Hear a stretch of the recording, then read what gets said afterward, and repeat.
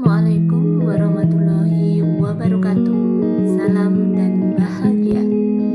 Perkenalkan, nama saya Siti Sulaiha, calon guru penggerak angkatan 7 dari SMA Negeri 2 Kendal, Kabupaten Kendal, Provinsi Jawa Tengah.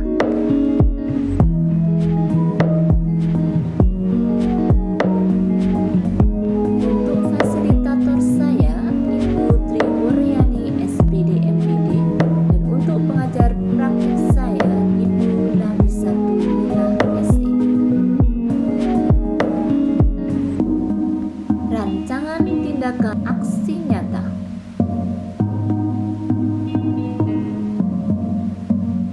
Latar belakang: murid tidak suka peraturan karena jika mereka melanggar, mereka akan mendapat hukuman dan cenderung membuat mereka malu dan denda.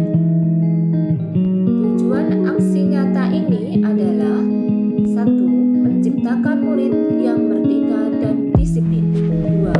Menumbuhkan budaya positif di sekolah dengan meyakini nilai-nilai kebajikan universal.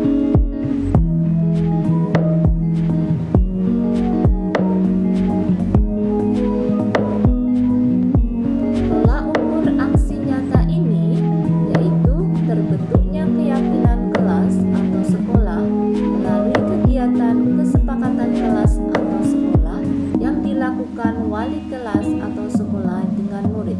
Yang kedua, murid dapat melaksanakan atau menerapkan keyakinan kelas atau sekolah.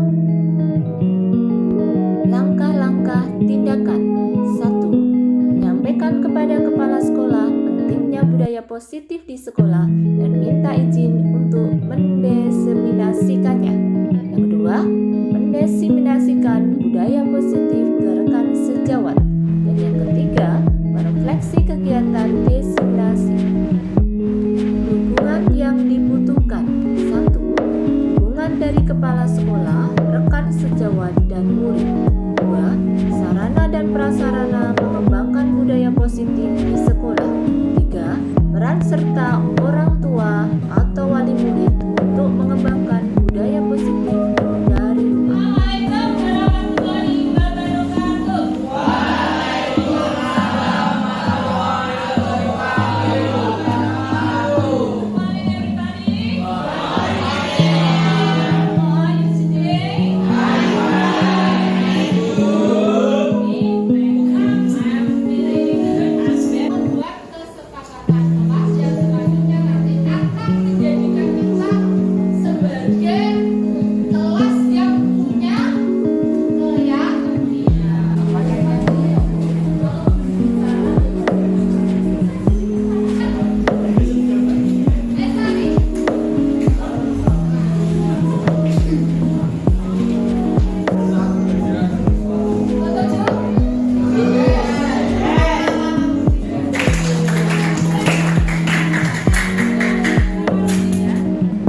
Sari masih ingat nggak dengan kesepakatan kita, dengan keyakinan kelas kita bahwa semua anak itu harus mengikuti pembelajaran dengan baik, harus mengerjakan tugas semuanya ya?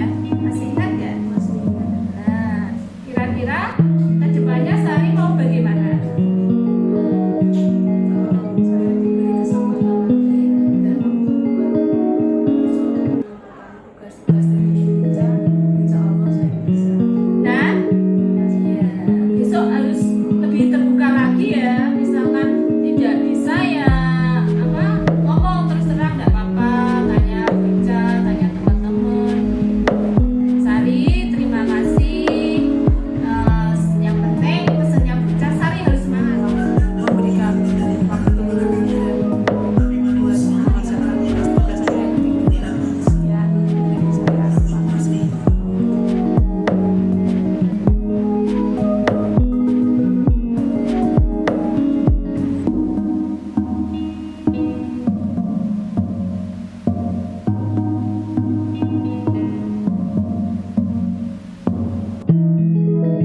Juga ada kegiatan diseminasi budaya positif bagi guru penggerak angkatan 7. Baik, kita awali kegiatan pada siang hari ini dengan membaca bacaan basmalah. أعوذ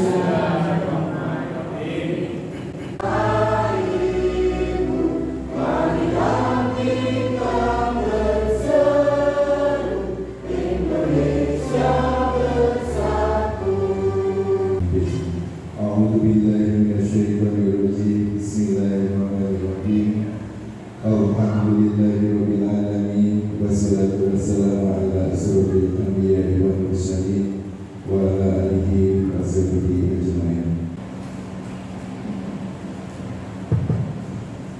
Assalamualaikum warahmatullahi wabarakatuh. Bismillah, alhamdulillah, syukurillah, la haula wa la quwata illa billah.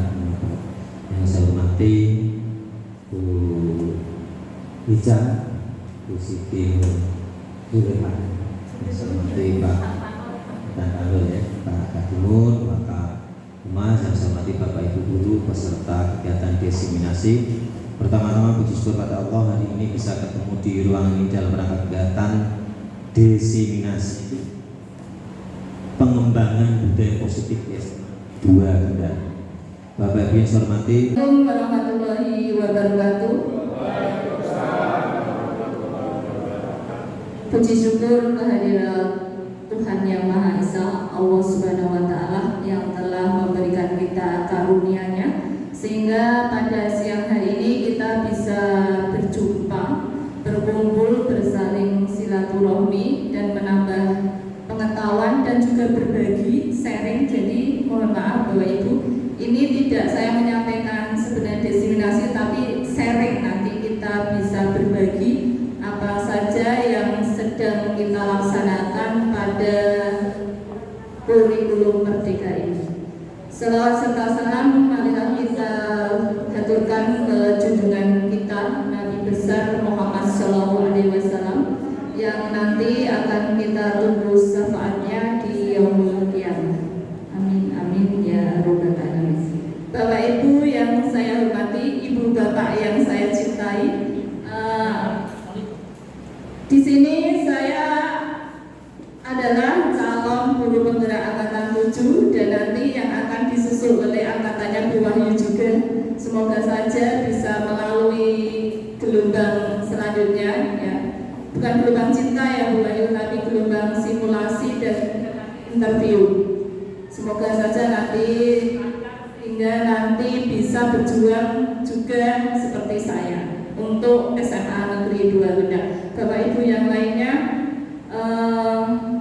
terima kasih untuk rawuhnya, mohon dukungannya, nanti kita berbagi begitu ya Ibu Bapak. Bapak Ibu, saya akan mendiseminasikan apa-apa yang sudah saya peroleh ketika mengikuti kegiatan guru penggerak khususnya di modul 4. Sebenarnya 1.4. Jadi sebenarnya saya ada 4 modul dan baru 1 modul yang saya pelajari, dan salah satunya yaitu modul 1.4, yaitu mengenai budaya positif di sekolah yang kita ampuh. Jadi di sini saya akan mendiseminasikan mengenai bagaimana mengembangkan budaya positif di SMA Negeri 2 Kendal. Next.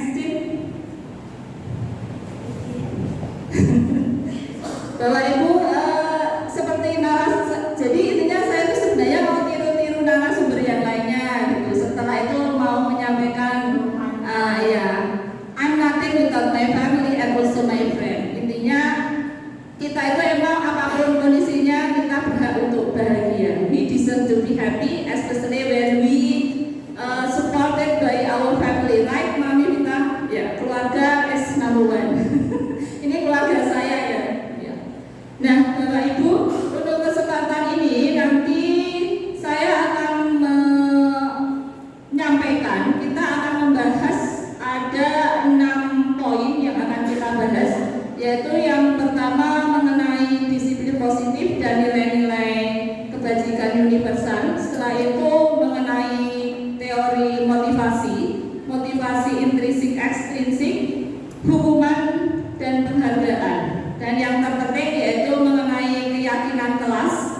Kalau saya katanya tidak hanya keyakinan kelas saja, tetapi keyakinan sekolah. Dan terkait dengan bidang kesiswaan. Langsung yang keempat adalah mengenai kebutuhan dasar manusia untuk menciptakan dunia yang lebih berkualitas. Dan yang kelima yaitu nanti kita akan bahas juga mengenai 5 posisi kontrol yang akan kita pelajari. Kita selaku guru, nanti kita akan menentukan huwiyah, di manakah posisi kita, siapakah kita ketika ada murid. Jadi saya tuh bingung kalau mengumumkan, karena kalau di kurikulum 2013 namanya itu peserta didik, tapi di kurikulum Merdeka itu jadinya murid. Nah, begitulah adanya ya. Jadi semua yang berkaitan ini dari disiplin positif sampai ke segitiga restitusi, jangan salah membacanya. Kalau Pak Agus berarti salah itu. Nah, ini nanti ya restitusi nanti akan kita diskusikan selama sekitar 1 jam nanti. Jadi saya memaparkan 30 menit, nanti kita tanya jawab. Jadi tanya jawabnya setengah jam sendiri. Nanti kita sharing. Next. Nah, Ibu Bapak yang saya hormati, sebenarnya kenapa kurikulum itu selalu berubah day to day, month to month, and year to year, and also decade to decade. Dari yang namanya kurikulum itu memang selalu berubah menyesuaikan dengan perkembangan zaman. Malah saya kemarin baru mengisi Google Form yang Pak Sis, itu ternyata aksi nyata. Saya masih tanya revolusi industri 4.0. Nah, salah satu kalau di sini dulu, jadi kenapa kurikulum itu, jadi yang saya pelajari dari pertama yaitu Bapak Filosofi Pendidikan kita yaitu Ki Hajar Dewantoro. Jadi fokus dari pembelajaran dulu bahwa kita membentuk murid-murid kita untuk menjadi pejabat atau menjadi mendapatkan pekerjaan. Tetapi untuk di sini maka disampaikan bahwa paradigma pendidikan zaman dahulu adalah anak hanya diajari membaca, menghitung dan menulis, dan hanya dipersiapkan untuk menjadi pegawai kolonial pada masa itu yang bisa dimanfaatkan oleh Belanda ataupun Jepang saat itu. Tetapi sekarang beda karena zaman terus berganti, terus berubah, sehingga sekarang seperti yang sudah kita lihat bahwa ada yang mengatakan bahwa pendidikan sekarang itu berhamba pada siswa. Intinya berhamba di sini adalah bukan kita manut siswa, itu bukan, tetapi kita apa saja yang dulu adalah teacher centered learning atau pembelajaran yang berbasis guru. Jadi guru itu selalu menguasai kelas, guru itu selalu menjadi model di kelas. Tetapi sekarang berbeda. Sekarang pendidikan itu atau pembelajaran adalah berpusat pada murid yang nanti bisa kedepannya bisa menjawab tuntutan zaman dan mereka bisa tadi kembali happy. Jadi mencapai kebahagiaan hidup. Jadi tidak hanya dididik untuk nanti bisa kerja saja, tetapi bisa mencapai dunia yang lebih indah dan bahagia. Nah, ini tugas kita guru saja. Di kurikulum Merdeka itu teman-teman saya bilang begini, lah kurikulum Merdeka itu kan apa-apa harus merdeka. Betul. Ya. Tetapi kadang kita berpikir kenapa kurikulum Merdeka itu malah menjadikan kita tidak merdeka. Makanya di situ fokusnya di sini makanya untuk mencapai kebahagiaan dunia bahagia.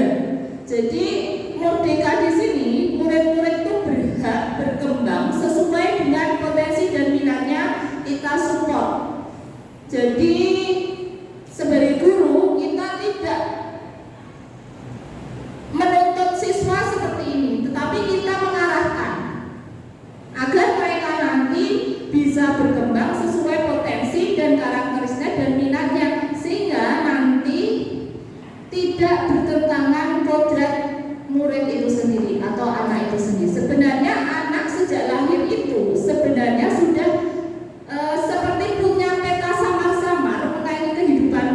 baik itu berupa karakternya, potensinya, minatnya. Nah, peran kita sebagai guru, kita tidak boleh mengabaikan itu. Makanya dengan adanya kurikulum merdeka ini, ya, jadi bisa dikatakan atau dengan kata lain, belajar yang berpusat pada murid serta memberi tuntunan terhadap segala kekuatan kodrat alam, kodrat zaman, dan kodrat yang melekat pada anak itu sejak lahir. Jadi itu harus diperhatikan. Kita tidak kamu harus gini, John, ini tidak boleh. Sekarang tidak boleh. Nah, sehingga mereka akhirnya mencapai keselamatan dan kebahagiaan dunia yang setinggi-tingginya dan senyata-nyatanya. So, all people deserve to be happy. Semua orang, baik itu bapak ibu gurunya maupun muridnya, berhak untuk bahagia. Next, ini kita tanya jawab ya bapak ibu sebelum lari. Yang pertama, setuju atau tidak setuju? Hukuman dapat mendisiplinkan anak. Setuju betul? Tidak setuju. Ya, tidak setuju. Mami ya. Sekarang terus. Pemberian hukuman dapat dengan hal positif seperti membaca atau membersihkan halaman sekolah dapat meningkatkan disiplin anak. Setuju, ya, sama ya. Asal yang ketiga, memberi penghargaan dapat meningkatkan motivasi belajar anak. Umi, setuju, ya. Terima kasih. Berarti intinya setuju semua kecuali kami ya. Tidak setuju yang mana? Hukuman yang bagaimana dulu ya? Karena ini universal. Universal.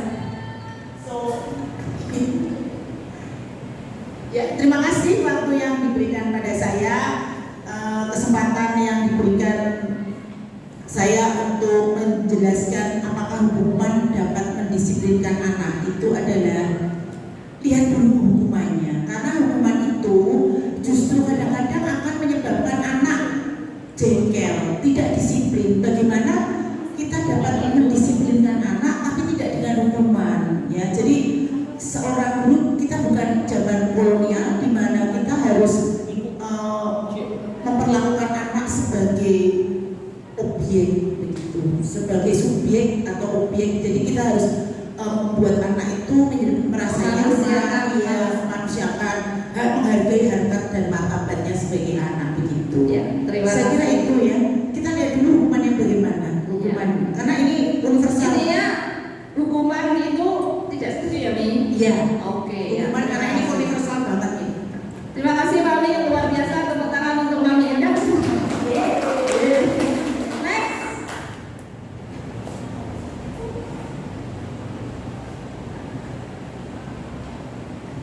Bapak Ibu, seperti tadi itu slide setuju atau tidak setuju, nanti akan kita kupas selanjutnya. Kita lanjutkan saja mengenai yaitu disiplin positif. Seperti yang bisa dibersani di tayangan, apakah disiplin positif itu? Disiplin positif itu adalah kepatuhan terhadap hal-hal yang diyakini bersifat mulia dan bernilai baik. Dan untuk nilai terkait dengan disiplin positif berkaitan dengan nilai kebajikan universal. Nah, untuk pengertiannya, apakah nilai kebajikan universal itu? Kebajikan universal itu yaitu nilai yang disepakati bersifat baik, seperti tadi yang kami sudah sampaikan, bersifat umum yaitu universal, tidak terkait unsur etnis, agama, golongan, dan identitas individu-individu lain. Next.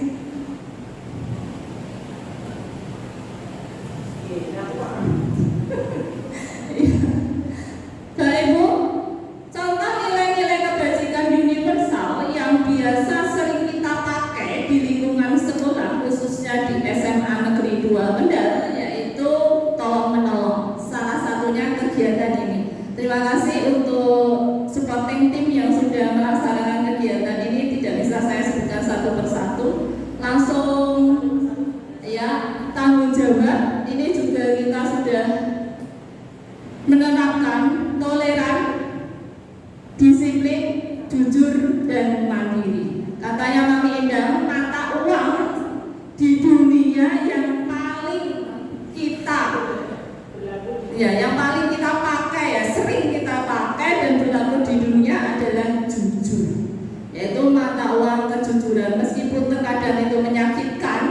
tetapi kejujuran itu lebih baik dibandingkan kebohongan, karena kebohongan lebih. Dan yang terpenting adalah mandiri, bukan mandi sendiri ya Pak Dan. Mandiri di sini adalah nanti nilai kebajikan ini penting sekali pada anak-anak, terutama ketika mereka harus bekerja secara individu. Mereka harus mandiri tanpa menggantungkan hidup pada orang lain, sehingga nanti anak-anak kita, putra-putri kita itu akan bisa berdiri di kakinya sendiri tanpa, ya sebenarnya membutuhkan, tanpa tergantung 100% pada orang lain. Selanjutnya,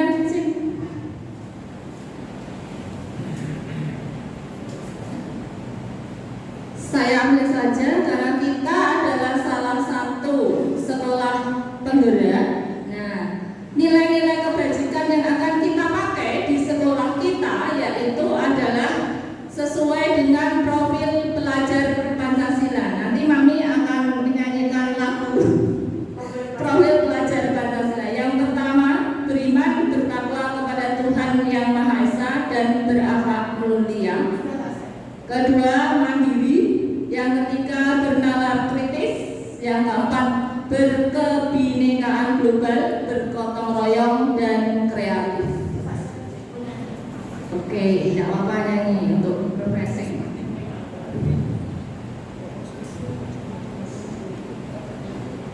Disiplin positif yaitu pendekatan mendidik anak untuk melakukan kontrol diri dan pembentukan kepercayaan diri. Jadi maksudnya di sini adalah disiplin itu tadi kembali ke hukumannya. Kita sebenarnya itu, saya sendiri dengan belajar modul 1.4 mengenai disiplin positif. Disiplin positif di sini situ adalah disiplin yang terbentuk dengan keinginan sendiri tanpa adanya hukuman. Jadi sebenarnya di kurikulum Merdeka itu tidak boleh adanya hukuman, tetapi adanya sebuah pengajaran atau nanti itu model kesepakatan dulu ya. Nilai-nilai yang ada pada anak kita sampaikan, kita perdalam dengan kegiatan-kegiatan positif tanpa dengan memberikan hukuman. Contohnya saja misalkan siswa telat pada ini ya. Sebenarnya saya juga kemarin itu bingung menyampaikannya apa yang harus saya sampaikan. Jadi bagaimana cara menanggulangi atau menghentikan budaya-budaya negatif. Contohnya anak itu tidak merasa terbebani ketika anak itu terlambat. Contohnya itu, mereka kan kadang ada yang santai gitu Pak, sambil berlenggang. Tetapi ketika anak sudah memiliki disiplin positif, jadi disiplin itu muncul dari hati nuraninya. Mau ada guru yang jaga atau tidak, gerbang dijaga atau tidak, anak itu ketika sudah telat, dia sudah menyadari bahwa dia salah, langsung cek segera nanti ke kelas. Setelah itu ada perbaikan diri. Maksudnya disiplin positif itu di situ. Jadi tidak harus dihukum. Untuk terkait dengan disiplin positif, kita akan mempelajari materi mengenai teori motivasi. Sebenarnya sama dengan disiplin positif, yaitu saya ambil satu ahli saja. Kalau banyak nanti mumet, saya juga mumet, ibu bapak juga tambah mumet.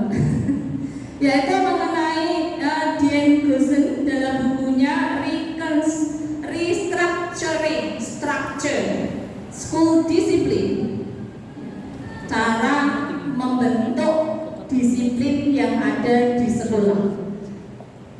Bahwa sebenarnya anak-anak kita itu mempunyai 3 motivasi terhadap disiplin itu sendiri.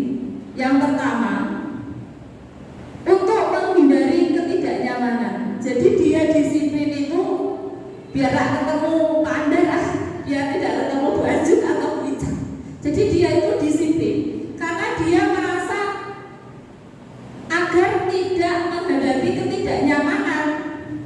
biar lancar lah.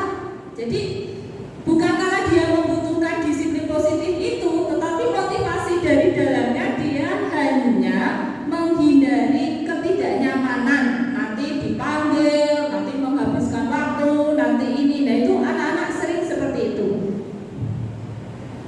Langsung yang selanjutnya, yang kedua, yaitu anak-anak disiplin atau anak-anak berprestasi itu tujuannya mendapatkan penghargaan. Jadi tidak ikhlas saya di gini itu nanti saya akan mendapatkan reward dari Bapak Ibu guru. Oh, si Adi kok disiplin, datang tepat waktu.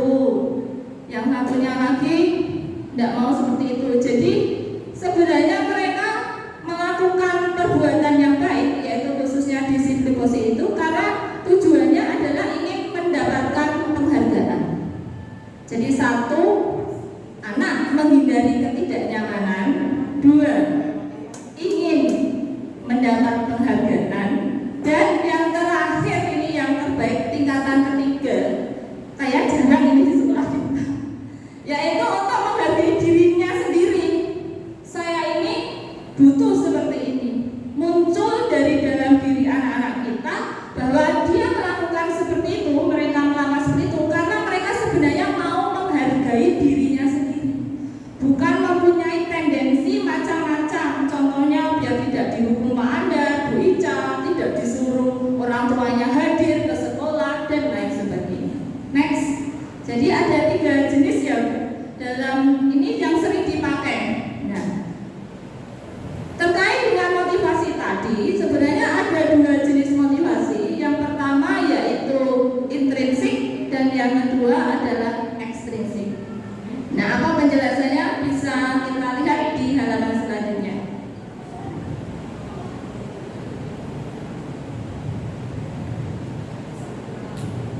Nah, ini ada yang bilang internal atau eksternal atau intrinsik atau ekstrinsik. Jadi seperti tadi di itu ada 3 teori mengenai motivasi anak. Yang pertama adalah untuk menghindari ketidaknyamanan, yaitu yang berupa hukuman, teguran, suruh lari dan lain sebagainya. Nah, jadi mereka berpikir bahwa apa yang akan terjadi jika mereka tidak melakukannya. Jadi bukan karena saya membutuhkan ini, saya harus seperti ini, tidak. Dan yang kedua, dan itu termasuk kita sebut adalah motivasi eksternal atau dari luar, dari karena takut terhadap ketidaknyamanan. Kan pengaruh dari luar itu kan dari dalam diri sendiri. Jadi anak-anak tidak datang terlambat, contohnya seringnya ini Pak Anda kasus kalau di kelas mengumpulkan tugas, nanti takut tidak mendapat nilai baik, nanti disuruh maju Bu Ica, mungkin kita mempunyai strategi apa.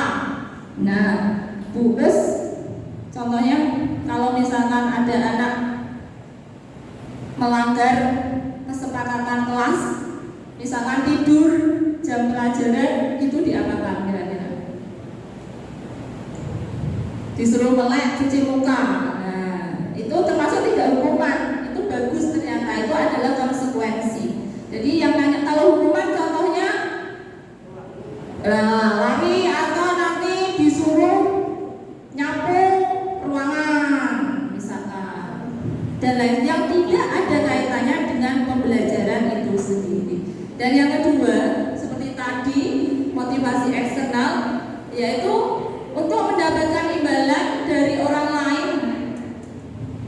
Kalau Bapak Ibu guru ya, dulu ya, saya juga ini salah ya saya dulu.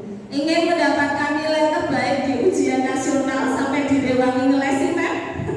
Karena ingin mendapatkan peringkat 1, ingin mendapatkan reward dari itu pemerintah maupun dari sekolah. Zaman now yang namanya penghargaan sudah tidak boleh. Nah, yang terakhir, dan ini yang paling tertinggi, yaitu motivasi internal yang keluar dari dalam diri sendiri karena tujuannya adalah ingin menghargai diri sendiri. Saya berharga, saya bahagia melakukan Thank you. Next, Cin. Coba ibu bapak diperhatikan. Ini Ellie Cole. Maksudnya apa, Mem? Bacanya apa? Ellie Cole. Dihukum oleh penghargaan. Ini juga satu ahli lagi yang saya ambil. Kalau kebanyakan sebenarnya ada 4 atau berapa. Nanti Bu Ayu ada itu modulnya. Saya ambil satu teks, satu sampel saja. Ada ibu yang kami, Bu Ayu. Apa maksudnya dari dihukum penghargaan? Saat kita berkali menjanjikan hadiah kepada anak-anak agar berperilaku bertanggung jawab, atau kepada seorang murid agar mempelajari sesuatu yang baru, atau kepada seorang karyawan agar melakukan pekerjaan yang berkualitas, kita sedang berasumsi mereka tidak dapat melakukannya sebenarnya, dan mereka tidak akan memilih untuk melakukannya. Jadi sebenarnya kalau kita masih mengharapkan penghargaan, sebenarnya kita itu tidak bisa melakukannya. Next, Cin.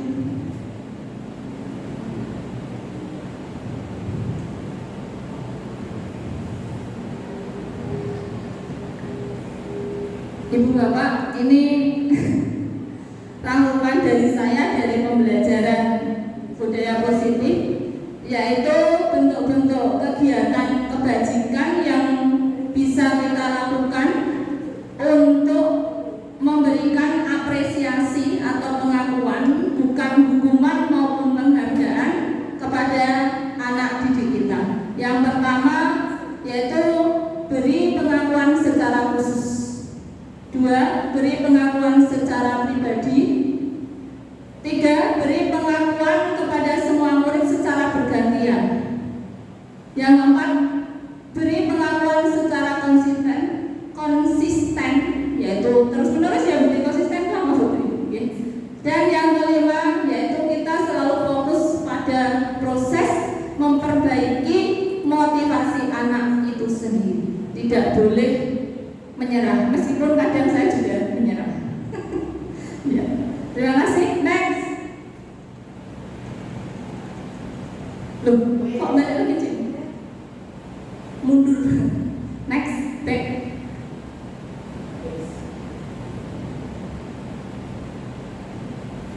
Nah, Ibu Bapak, ini adalah contoh-contoh dari pengakuan atau apresiasi kebajikan.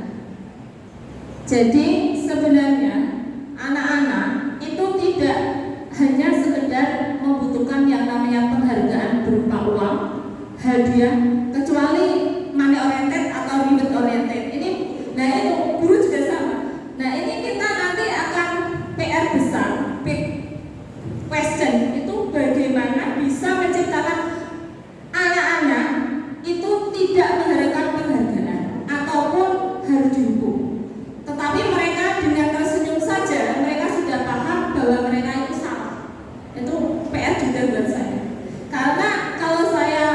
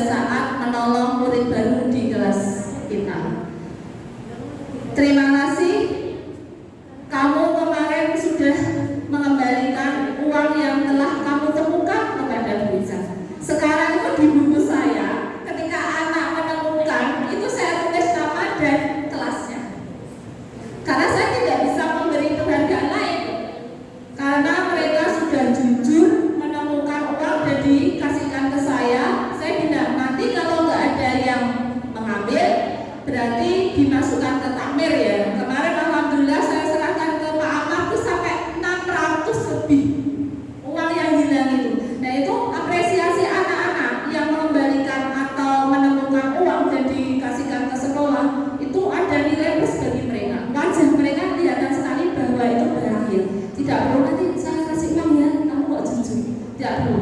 Sebenarnya program PIN kejujuran kemarin itu sebenarnya saya juga agak setuju, agak tidak. Tetapi bisa juga itu positif. Itu merupakan apresiasi yang tidak dalam bentuk uang, tetapi dalam bentuk PIN. Itu juga bagus sebenarnya.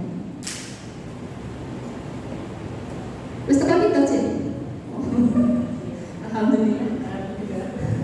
Ibu Bapak, nah kita setelah budaya positif, maaf, disiplin positif, motivasi intrinsik yang kita butuhkan, disiplin positif, motivasi intrinsik, dan nanti kita akan lari ke membedakan manakah yang disebut hukuman atau konsekuensi.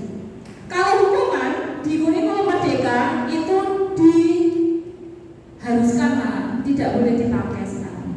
Tetapi kalau konsekuensi bisa diberikan. Nah, contohnya nomor 1 nggih, mencatat 100 kali di dalam buku kalimatnya berupa saya tidak akan terlambat lagi karena terlambat ke sekolah. Masih ada yang seperti ini? Masih? Oh, masih. Nah, maka ini hukuman atau konsekuensi? Hukuman. Kira-kira boleh nggak Bapak Ibu? Tidak boleh. Berarti saya betul nggak boleh. Oh, sudah enggak. Sudah dapat pencerahan dan pencitraan. Yang kedua, murid disuruh untuk tidak mengenakan sepatu seharian di sekolah karena tidak mengenakan sepatu hitam. Pak, saya juga masalahnya ini. Canda ya Pak Anda ya. Tapi saya punya jawaban. Iya, punya jawaban ya Pak ya. Jawabannya apa Pak? Ya, Hukuman atau konsekuensi menurut Pak Anda? saya tidak jawab itu, tapi saya jawab pengalaman saya selama menjadi guru BK.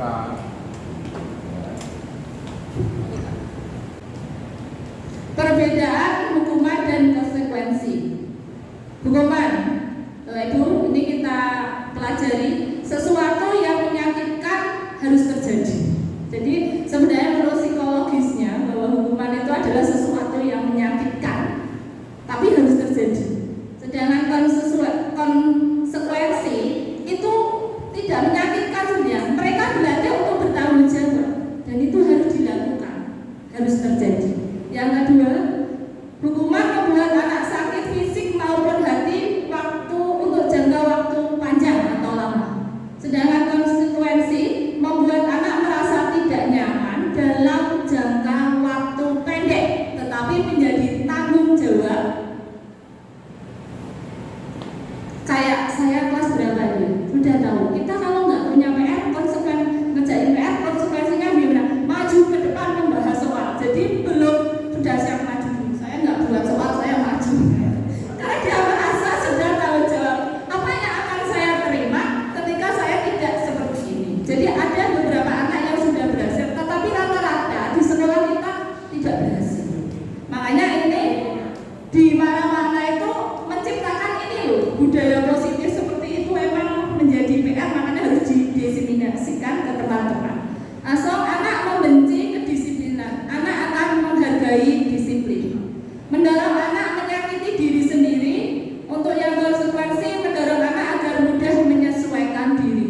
Konsep diri yang buruk, untuk konsekuensi konsep diri akan semakin membaik. Asal untuk hukuman, anak belajar untuk menyembunyikan kesalahan karena takut dihukum, dia betul-betul nggak ngaku, nggak jujur. Nah, tetapi kalau konsekuensi, anak akan berusaha untuk mematuhi peraturan karena dia harus bertanggung jawab dengan segala apa yang dia lakukan. Dan yang terakhir, hukuman itu membuat marah, rasa bersalah, merasa dipermalukan, merasa tidak dihargai. Sedangkan untuk konsekuensi, dia hanya merasa kehilangan hak, merasa tidak dibuat nyaman, kadang bahkan diasingkan, tetapi sifatnya cuma sementara. Nanti katanya menurut ahli mental, perlahan-lahan dia akan memahami dan menghargai diri sendiri.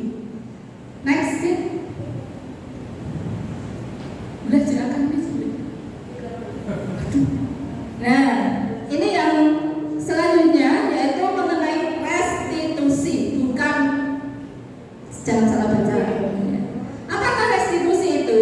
Restitusi adalah proses menciptakan kondisi bagi murid untuk memperbaiki kesalahan mereka sehingga mereka bisa kembali pada kelompok mereka dengan karakter yang lebih kuat. Next. Nah, tadi hukuman dan konsekuensi ditambah satu yaitu restitusi, karena emang strateginya menggunakan strategi restitusi, bukan setidaknya. Nah, itu sudah. Kalau restitusi, ya, restitusi membuat pilihan. Jadi anak bisa membuat pilihan dengan apa-apa yang telah dia lakukan. Jadi kita tidak menentukan. Kalau kamu tidak mengerjakan tugas, kamu pengennya seperti apa? Saya sendiri bongkok sini. Saya sendiri juga seperti itu. Praktekannya susah sekali, makanya harus didiseminasikan itu di situ. Mindset kita yang hawane, kamu harus begini, kamu itu kita ubah perlahan-lahan. Langsung fungsinya menguatkan murid dalam jangka waktu panjang, bahwa segala sesuatu itu nanti ketika kita berkorban, insya Allah nanti ada gantinya. Kalau kita misalkan kayak tadi tidak mengerjakan tugas contohnya saja, setelah itu udah kamu gimana? Kalau saya gitu, saya mau mengumpulkan tugasnya besok Bu. Oke. Nah, tapi nilainya tidak bisa sama dengan temannya ya. Kan dia sudah merasa, kok tidak, nilai saya lebih jelek ya Bu. Ya iya, karena kamu tidak tepat waktu. Kamu sudah sesuai, itu anak-anak akan merasa korban. Tapi setelah dia mendapat sesuatu itu, nanti dia akan merasakan penggantian yang luar biasa. Oh, besok lagi saya harus mengumpulkan tugas tepat waktu. Kayak itu, PR kita tuh jangkanya itu kapan mundur deh. Ibaratnya orang tanam tuh mundurnya kapan itu. Seperti tadi Pak Andan, seperti itu ya Bu Wahyu. Halo. Kapan kita akan menuai itu semua? Tapi kita harus optimis, berusaha semaksimal mungkin, insya Allah nanti kita akan menuai. Dan murid akan mendapatkan penguatan. Anak-anak merasa masalahnya terpecahkan. Kalau dulu saya, misalkan anak mengumpulkan tugas terlambat, kasar, nilai jadi ngopong ngumpulkan. Sekarang tidak boleh seperti itu. Karena anak tidak berkembang, tidak mengerti, dia betul nanti. Ya kita terima, tapi konsekuensinya besok kamu nilainya lebih sedikit dari teman-teman yang mengumpulkan tepat waktu. Contohnya seperti itu. Karena dia kan anak-anak kadang, oh begitu ya, oh berarti besok saya harus tepat waktu. Ada keinginan itu, insya Allah seperti itu. Dan anak-anak merasa lebih bertanggung jawab atas perilakunya. Untuk restitusi lagi, fokus dengan pemecahan masalah. Jadi tidak menjudge kamu salah, tetapi kita membawa anak untuk problem solving atau menyelesaikan masalah. Contohnya terlambat lagi ya Pak, ada PR kita apa pasti ada ya Pak, 1, 2, tapi lumayan daripada awal-awal itu sampai garisnya tebel. Itu bilang kira-kira kalau kamu seperti ini terus, kedepannya gimana? Dia yang membuat kesepakatan dengan kita, Pak, saya disuruh lari saja tidak apa-apa Pak. Atau saya, tetapi yang memutuskan bukan kita, tapi mereka sendiri. Itu adalah konsekuensi. Besok saya tidak terlambat lagi Pak. Dan itu namanya kita membantu anak, mendampingi anak, mengarahkan anak untuk problem solving, menyelesaikan masalah, dan kedepannya mempunyai keinginan untuk memperbaiki diri. Bukan anak langsung jegal saya kita, bahkan ada yang marah, dendam kesumat dan lain sebagainya. Menyadarkan anak berpikir ke situ, itu emang PR kita yang sangat susah. Makanya saya sendiri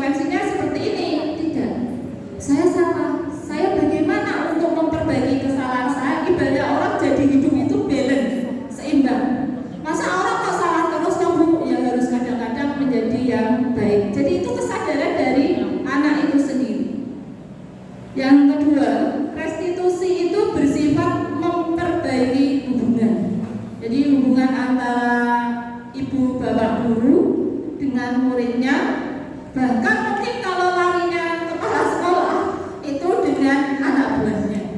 Jadi sebenarnya berupa teguran, hukuman itu tidak baik. Next, tawaran bukan paksaan, sebentar sih. Tawaran dan bukan paksaan, jadi ditawarkan. Anak diajak berpikir. Yang keempat, restitusi menuntut untuk melihat ke dalam diri kita sendiri. Yang kelima, restitusi mencari kebutuhan dasar yang mendasari tindakan.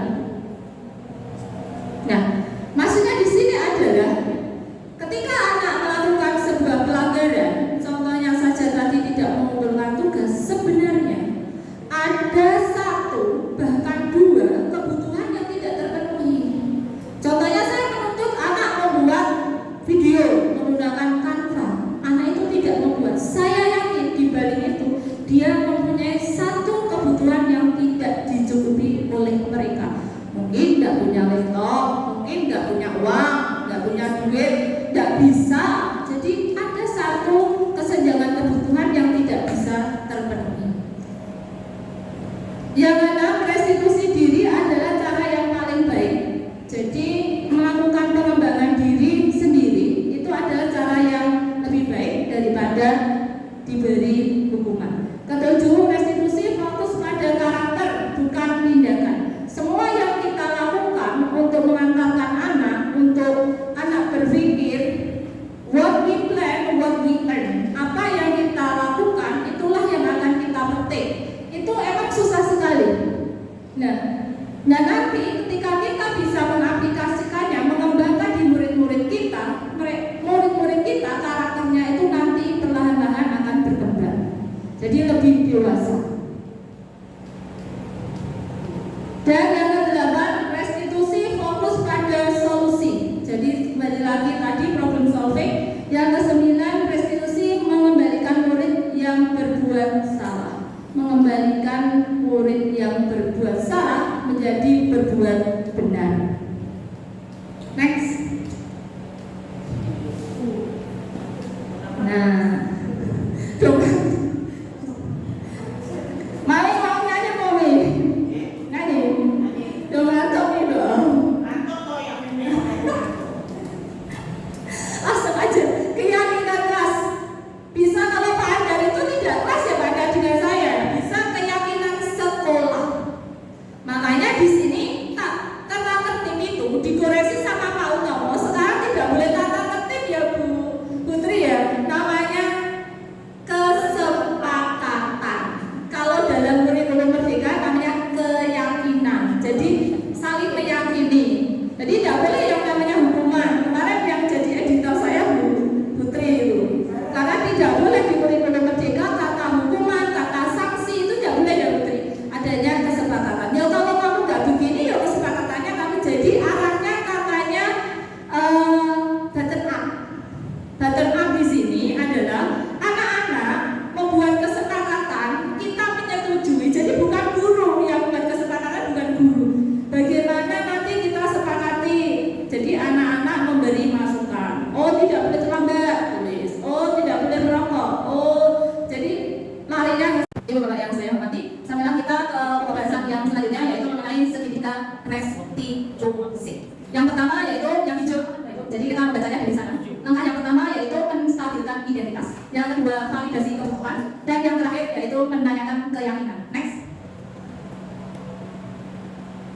Yang pertama yaitu menstabilkan identitas. Untuk membuat anak yang merasa gagal karena berbuat salah menjadi positif terhadap dirinya. Nah, Bapak Ibu guru bisa berkata berbuat salah itu hal yang manusiawi. Tidak ada manusia yang sempurna. Bapak Ibu juga pernah berbuat salah. Nah, kata saja bisa benar, kita pasti bisa menyelesaikan permasalahan ini. Yang ketiga, Bapak Ibu tidak tertarik untuk mencari tahu siapa yang benar, siapa yang salah. Bapak Ibu lebih tertarik untuk menyelesaikan masalah. Dan yang keempat, kalau kamu menyalahkan dirimu sendiri terus-menerus, apakah kamu bersikap baik pada dirimu sendiri? Nah, ini untuk kata-kata ini bisa dipakai untuk menstabilkan identitas anak kita. Jadi langkah pertama seperti itu. Nobody is perfect. Harus anak paham. Salah itu tidak apa-apa, tetapi wajar, tetapi tidak terus-menerus mengulangi kesalahan. Next. Yang selanjutnya yaitu mengenai validasi kebutuhan. Membantu murid mengenali kebutuhan dasar yang ingin dipenuhinya ketika melakukan kesalahan itu. Dan kita bisa menggunakan kata-kata seperti kamu bisa saja melakukan hal yang lebih buruk, tapi kamu tidak melakukannya. Kedua, kamu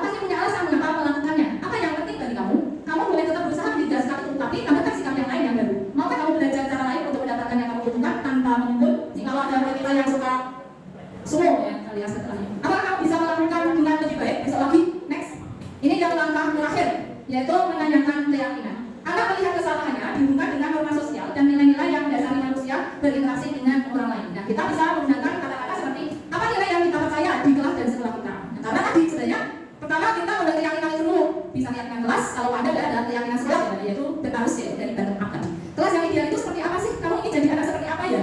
Dan lain sebagainya. Jadi kalau ibu lebih pengalaman ya, apalagi kalau saya itu kadang malah kalau lihat anak itu kadang mau bidang apa aku salah. Yang ketiga, apa yang kamu rasakan? Ketika kamu melakukan itu, kamu menjadi orang seperti apa tuh?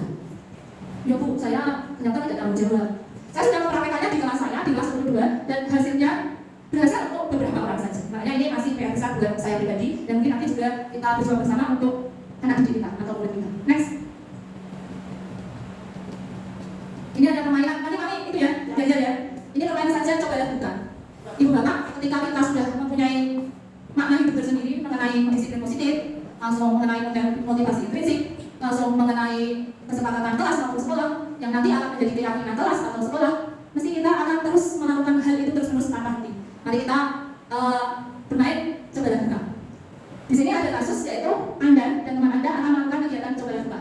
Anda adalah A, tugas Anda adalah menempatkan salah satu tangan Anda. Coba Anda bayangkan bahwa Anda menyimpan sesuatu yang sangat berharga di dalam kepala tangan Anda. Anda perlu menjaga benda tersebut sekuat tenaga. Sekuat tenaga Anda karena begitu pentingnya untuk kehidupan Anda. Sedangkan yang B, jadi nanti berpasangan. Paminta sama Pak Judio ya. Kalau ini sama Bu Rizky nanti. Anda sama Mas Gun. Oh sama Belanda bisa. Tugas B, rekan Anda adalah mencoba dengan segala cara untuk membuka kepala tangan Anda. Teman Anda B boleh membujuk, menghadik, mengintimidasi, memarahi, menggoda, menggelitik, bahkan menawari uang agar Anda bersedia membuka kepala tangan Anda. Silahkan dipraktekkan. Yang A sebelah kanan. Kanan. Kanan sini. Yang B, berarti pakai aja menggoda Pak Judio. Silakan. Nah, dipraktekkan dari sana Bu. Ayo. Oke, sama Tia. Yang kanan, yang A, dari yang mengatakan tangan, Pak Judio.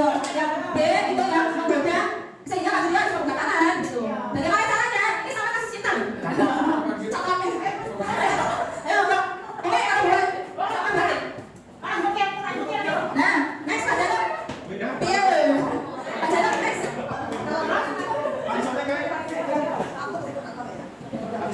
Nah, wes, namanya wes langsung sama orang. Cobalah lakukan kegiatan cobalah buka di atas dengan dia secara bergantian. Masing-masing A dan D memiliki waktu 30 detik saja. Setelah itu diskusikan kegiatan ini dan coba jawab pertanyaan di halaman ini dan diskusikan kembali dengan rekan Anda. Dibandingkan jawaban Anda apakah berbeda atau sama. Dilakukan berbeda kira-kira mengapa. Gantian. Semua gantian. Yang satu, apakah Anda mau membuka kepala tangan Anda? Mengapa? Apa alasan Anda? Atau B membuka kepala tangan Anda? Yang kedua, apakah Anda dan menuju kepala Anda? Mengapa? Alasan Anda? Atau B tetap menutup kepala Anda? Dalam kegiatan ini sesungguhnya siapa yang memegang kendali atau kontrol untuk membuka dan menutup kepala kita? Siapa? Ya kita sendiri. Nah, yang akan hidup itu seperti itu. Ketika kita sudah tegak, kukuh, melakukan sesuatu, mau dihadik, mau dihina, mau dikasih uang, mau dikasih apa, kita tetap. Iya. Next, Pak. Ini kurang satu materi mengenai posisi kontrol. Ini jawabannya jalan saja. Jalan saja. Yang pertama, bila di sekolah tidak ada peraturan yang mengharuskan guru datang tepat waktu dan tidak ada surat teguran bagi guru yang datang terlambat dan tidak ada atasan yang memuji Anda, apakah Anda akan tetap datang tepat waktu untuk mengajar murid-murid Anda? Kalau saya, insya Allah kejujuran tidak. Yang kedua, menurut Anda dari ketiga jenis motivasi, tadi apa itu? Motivasi untuk menghindari ketidaknyamanan, mendapatkan penghargaan dan menghargai diri. Sekolah kita yang paling banyak Anda. Satu dan dua ya, menghargai diri sendirinya Bu. Makanya saya bilang ini, ya. Tapi saya pusat kerja sendiri, tugasnya berbeda. Yang selanjutnya, strategi apa yang selama ini Anda terapkan untuk menanamkan disiplin positif pada murid-murid Anda? Bagaimana hasilnya pada perilaku murid-murid Anda? Nah, kita tanya. Kita introspeksi. Apakah sudah tepat? Apakah masih perlu diperbaiki? Apakah masih ciptakan sesuatu yang baru, tiru-tiru sekolah lain? Saya sering tanya sama teman, kalau mempunyai problem, kalau kayak gini dia yuk, yuk. Sekarang kita kan kondisinya berbeda dari tahun ke tahun, kondisi selalu berubah-ubah. Sehingga yang namanya diskusi, membuat keyakinan bersama itu penting sekali. Dan yang terakhir, nilai-nilai kebajikan apa yang Anda berusaha tanamkan pada murid-murid Anda di kelas atau di sekolah Anda? Kalau kita langkah sekolah berbeda, otomatis menggunakan mobil belajar Pancasila. Tetapi fokusnya ada, Pak, yang itu Pak, 5 posisi kontrol itu penting dengan restitusi. 5, next, ke depan. Nah, next, depan lagi. Ibu bapak yang saya hormati, dengan kegiatan tadi kita menggunakan restitusi itu. Sebenarnya kita tuh mempunyai peran sebagai kontrol, yaitu sebagai pengajar, pendidik. Ya, kita sesuai dengan bapak filosofi pendidikan kita, yaitu Ki Hajar Dewantara. Mohon maaf, tadi itu Dewantara karena bapak nasional kalau itu kejauhan. Terima kasih Menteri telah diingatkan, saya juga sampai lupa. Saking paniknya gambling, jadinya pas semua. Jadi sebenarnya guru itu memiliki 5 posisi kontrol dalam mengarahkan putra-putri kita atau murid kita. Yang pertama, kita sebagai penghukum. Kerjanya tiap hari masih Tuhan. Yang kedua, membuat rasa bersalah. Ini guru yang merasa ini, ya salah toh, rasamu gimana melakukan itu, kamu bersalah. Nah, jadi diadu-adu perasaan anaknya agar timbul anak itu merasa bersalah. Itu posisi keduanya. Yang ketiga, teman. Nah, ini sering saya praktekkan. Katanya emang paling bagus teman kalau di usia SMA. Teman, yang keempat adalah pemantau. Jadi ketika melihat kesenjangan, ketidakpatuhan anak, kesenjangan anak, kita memantau dengan memberi arah-arah dan tempatan yang baik. Jadi posisi yang terakhir adalah posisi tertinggi adalah sebagai posisi manajer. Nah, next. Apakah penghukum itu? Apakah itu membuat rasa bersalah? Apakah itu teman? Apa enggak? Ini bisa dikasih. Nah, pernyataan-pernyataan sebagai membuat rasa bersalah ini sedang sering saya praktekkan. Ini salah, ternyata tidak boleh. Bolehlah, tapi tidak terus-menerus. Mungkin dikurangi. Saya kecewa sekali dengan kamu. Kamu kok bisa begitu ya? Kamu tidak kasihan sama orang tuamu? Kamu tidak sama dengan saya. Ternyata posisi membuat orang merasa bersalah itu ternyata juga tidak diperbolehkan di kurikulum. Tidak. Yang kedua, yang lagi penghukum. Kamu tidak pernah benar melakukannya ini. Jadi kita menjudge anak itu bahwa dia itu salah terus sehingga dihukum. Yang ketiga, sebagai teman, ayolah, kamu kan demi ibu dan bapak, ayo semangat. Jangan bagus saya itu sebagai penonton dan manajer. Apakah kamu mau mendapatkan bintang hari ini? Ya, manajernya bagaimana kamu bisa menyelesaikan masalah ini? Ini penghukumnya buat sendiri. Kamu selalu yang paling terakhir dalam melakukan tugas. Yes. Kamu ternyata penghukum. Terima kasih ya. Next, kalau nggak jadi itu. Jadi Bu, untuk posisi kontrol kita sebagai guru itu dari apa yang saya peroleh mempelajari modul 4 itu yang terbaik adalah manajer, dan saya jarang melakukan sebagai manajer, yaitu kita menggunakan kegiatan restitusi 3. Jadi ada tadi menstabilkan identitas, validasi kebutuhan, dan menanyakan keyakinan. Anak sadar bahwa tidak sempurna, anak sangat wajar jika salah, memperbaiki diri, setelah itu menjadi pribadi yang bisa menghargai dirinya sendiri sehingga kedepannya dia bahagia dan dunia dia semakin berkualitas. Selain terakhir, terima kasih Ibu Bapak yang saya hormati. Demikian tadi yang bisa saya sampaikan. Mohon maaf jika ada tutur kata yang tidak benar. Saya pun juga baru belajar ini. Saya pun juga jauh dari apa yang saya sajikan. Tetapi I try to be better day by day. Saya berusaha untuk memperbaiki diri dari hari ke hari. Terima kasih. Saya kembalikan ke pembawa pelawak. Mohon berikan.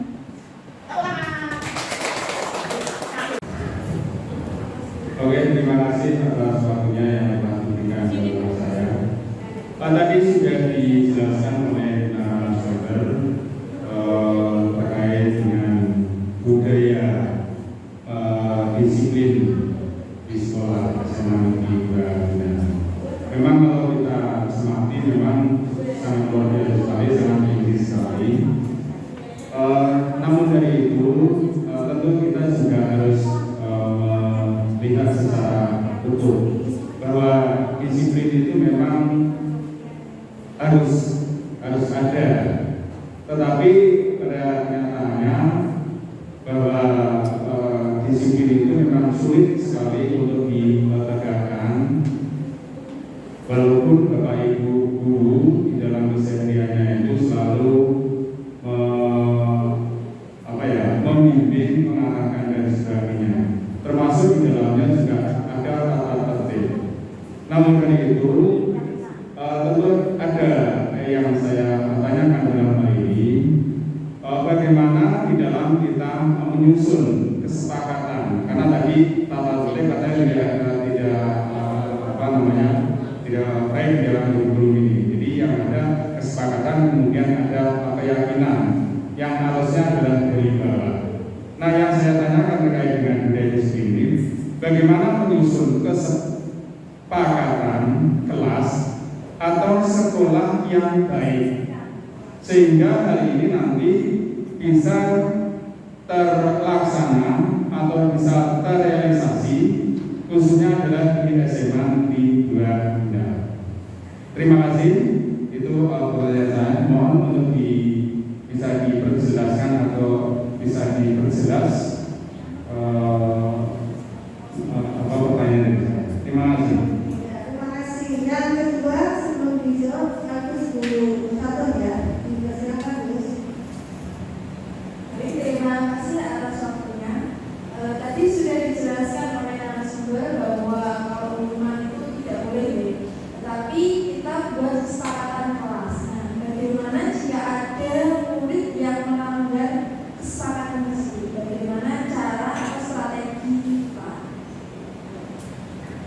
Baik, monggo bicara yang pertama bagaimana membuat kesepakatan dan bagaimana jika ada anak yang tidak sesuai dengan kesepakatan.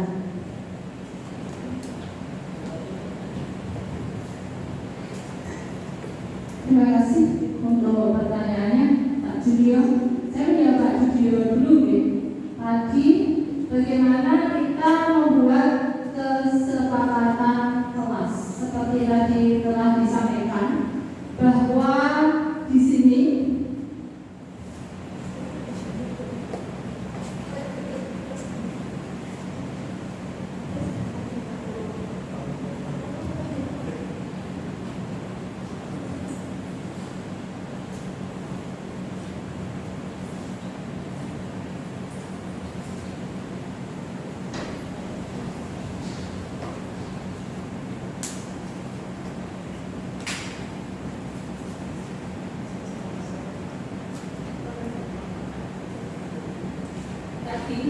yang seru Pak Julio. Hal-hal penting, jadi yang pertama tadi yang namanya kesepakatan kelas itu tidak dari kita, tetapi dibalik dan dari anak-anak sendiri disampaikan, lalu kita nanti sebagai fasilitator langsung nanti kita sahkan bersama-sama sehingga tidak ada yang merasa dirugikan, karena ini kesepakatan bersama, tidak kesepakatan guru tetapi kesepakatan anak. Nah, hal-hal penting yang perlu diperhatikan dalam menyusun kesepakatan kelas itu ada 7 poin yang saya pelajari. Jadi bahwa kesepakatan kelas itu harus bersifat abstrak, tidak konkret. Dibandingkan peraturan kayak tadi itu lebih dia itu seperti sebuah keyakinan secara universal. Contohnya saja tidak boleh terlambat. Nah, itu ada di nomor 2 ya. Dan keyakinan kelas itu tidak bisa dalam bahasa itu ya, dalam bentuk kalimat negatif. Kalimatnya harus positif, datang tepat waktu, tidak boleh datang terlambat. Itu dia cara membatas. Itu dari pemilihan bahasanya. Dan keyakinan kelas tidak boleh terlalu banyak. Ini kelas ya Pak Julio. Kalau sekolah lebih banyak karena mengakomodir dari semua kebutuhan yang ada di kelas-kelas. Ini yang ditanyakan tadi kan kelas ya, bukan sekolah ya. Jadi tidak usah banyak-banyak. Contohnya saja mengumpulkan tugas tepat waktu. Itu positif. Kalau negatifnya tidak boleh mengumpulkan tugas terlambat. Jadi kalimatnya harus disusun secara positif. Langsung keyakinan kelas berlaku ya di kelas itu, tidak di kelas orang lain. Karena kesepakatan kelas itu ya keyakinan kelas itu. Kelas 10-1, 10-2 mungkin mempunyai keyakinan kelas yang berbeda-beda. Seperti halnya kalau sekolah SMA 1 dan SMA 2 keyakinan sekolahnya berbeda-beda juga, karena sesuai dengan kebutuhan dan konsumen yang ada di dalamnya. Yang terakhir, semua hendaknya ikut berkontribusi.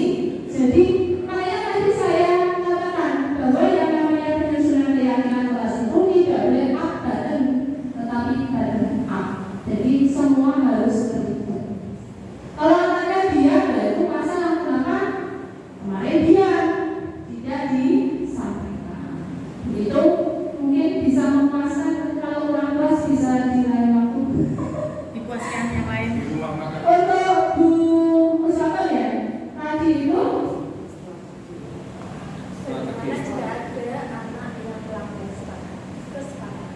ya, nah ini biasanya kesepakatan kelas juga diikuti dengan konsekuensi, bukan hukuman. Apa sih yang kalian nanti kejaran ketika kalian melakukan ini? Seperti itu. Kok masih dilanggar? Berarti di musola dilanggar terus. Itu kita menerapkan tadi yang namanya sertifikat restitusi dengan pendampingan individu. Sebenarnya tidak boleh memberi anak nasihat itu di tempat kelas umum, itu tidak. Ada yang namanya pelayanan individu, pelayanan sesuai dipanggil, diajak bicara, validasi, langsung. Kalau di depan nanti waktu kita habis untuk menyelesaikan satu pelanggaran, jadi kita ambil sebuah kesempatan, diajak ngobrol berdua. Ya, makanya saya tadi bilang, kalau saya, posisi kontrol saya tidak bisa sebagai manajer. Saya menggunakan kontrol teman, seringnya itu. Masuk teman-teman saya di situ, saya juga bicaranya juga biru-biru itu.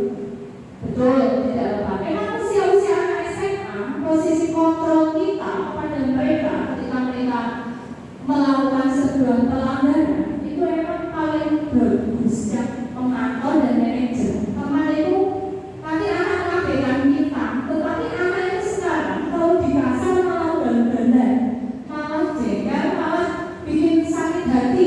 Tapi harus sini. Misalnya ini ketika Jumatan saja saya keliling kamar mandi sampai masuk itu ada anak yang berat di dalam kamar mandi, tidak di kelas. Kalau kelas sudah menolong saja, anak-anak sudah pada takut. Tapi yang tidak kadang anak itu pakai karena berimbas pada nilai. Kadang kalau tidak ngajar itu mereka sesuka-suka dia. Nah itu kita harus bisa menentukan posisi kontrol kita itu di mana. Kapan kita harus sebagai teman, kapan kita sebagai pemantau. Yang penting tolong dihindari, saya sendiri juga sebagai penghukum dan pembuat rasa bersalah. Nanti anak akan trauma, merasa aku salah. Itu akan mengurangi kualitas diri mereka nanti ketika mereka sudah lulus dari SMA 2. Itu satu. Sudah jelas. Terima kasih. Jaga Ibu, terima kasih. Mohon maaf sudah merepotkan. Ini yang terakhir dari Mami Indah untuk saya memberikan ke keluarga. Terima kasih teman-teman yang sudah Tutup dulu yang Mami tanya. Terima kasih. Wassalamualaikum warahmatullahi wabarakatuh. Kita maju bersama untuk Hebat semua.